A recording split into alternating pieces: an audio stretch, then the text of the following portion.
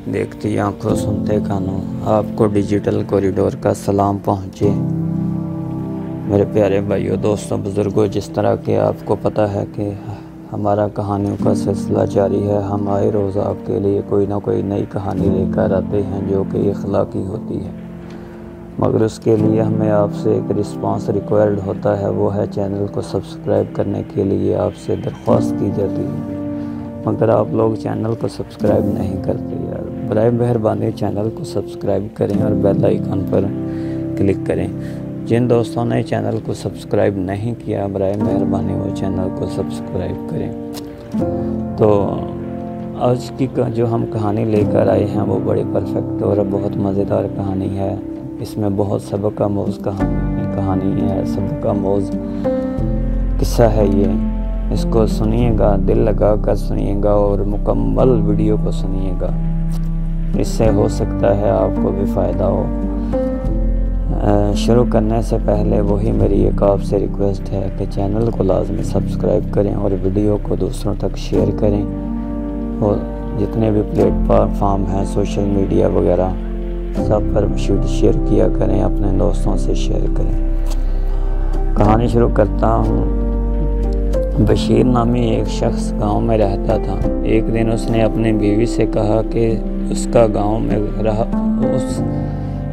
इस गांव में रहा तो गुर्बत ही रहेगी, क्यों ना बाहर जाकर मजदूरी करूं, बहुत दौलत कमा कर लाऊंगा। उसकी बीवी ने कहा कि हम रूखी सूखी खा लेंगे लेकिन यहीं रहेंगे। उसने उसकी बात ना मानी और चला गया। जाने के कुछ माह बाद अल्लाह पाक ने उसके घर एक बेटा अता किया। उधर बशीर काम के सिलसिले में मारा फिरता रहा। 18 साल गुजर गए और वापस ना आया। बेटा अब जवान हो चुका था, मेहनत मजदूरी करता था। उनके अच्छे दिन हो गए थे। दूसरी तरफ इसके शोहर 18 बरसों में सिर्फ 300 रुपये कमा पाए। वो 300 रुपये लेकर घर वापस आ रहा था कि रास्ते में एक बुज़ुर्ग मिला। बशीर ने बूढ़े आदमी से पूछा, कहाँ जा रहे हो? गांव जा रहा हूँ। लेकिन तुम कौन हो और कहाँ जा रहे हो? बूढ़े आदमी ने बशीर से पूछा।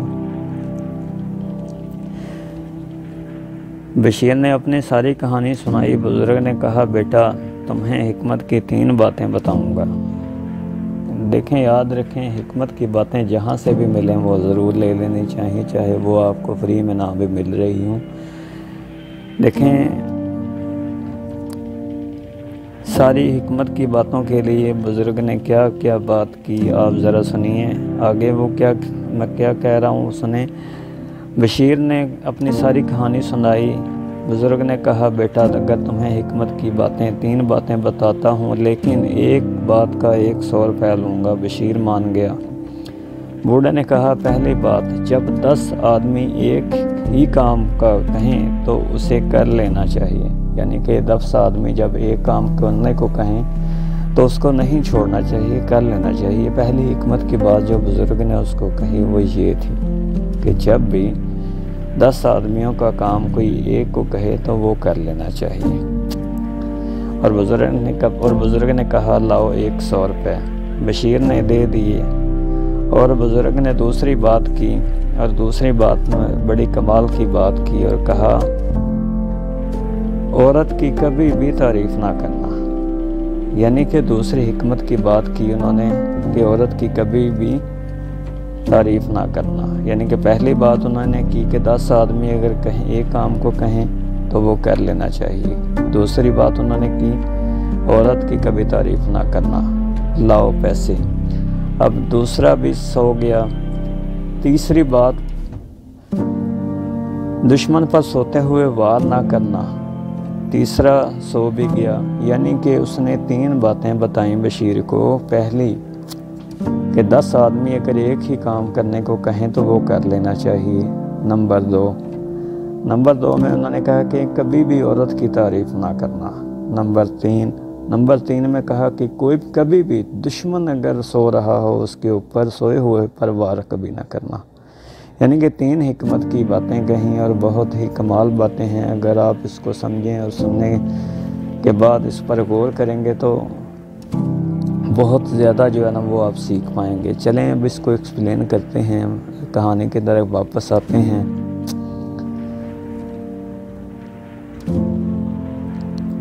اچھا، اب 300 روپے وہ چلے گئے، ٹھیک ہے، 3 باتیں انہوں نے بتائیں اور 300 روپے چلے گئے۔ یہ کہنا تھا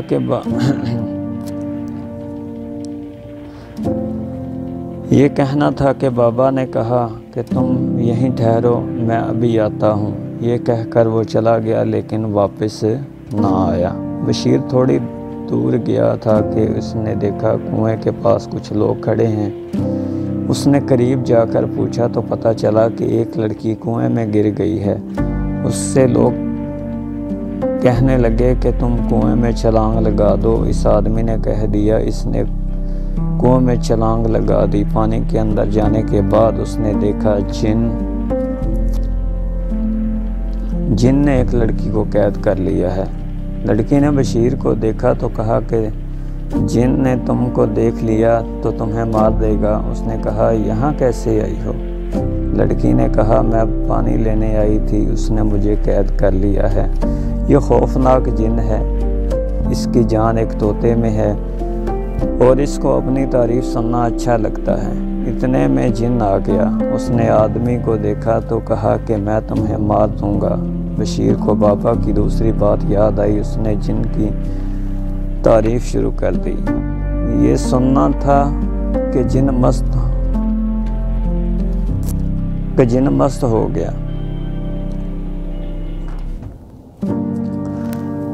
اور تعریف سنتے سنتے جب وہ مزید مست ہونے لگا، اتنے میں اس نے جٹ سے طوطے کی گردن مروڑی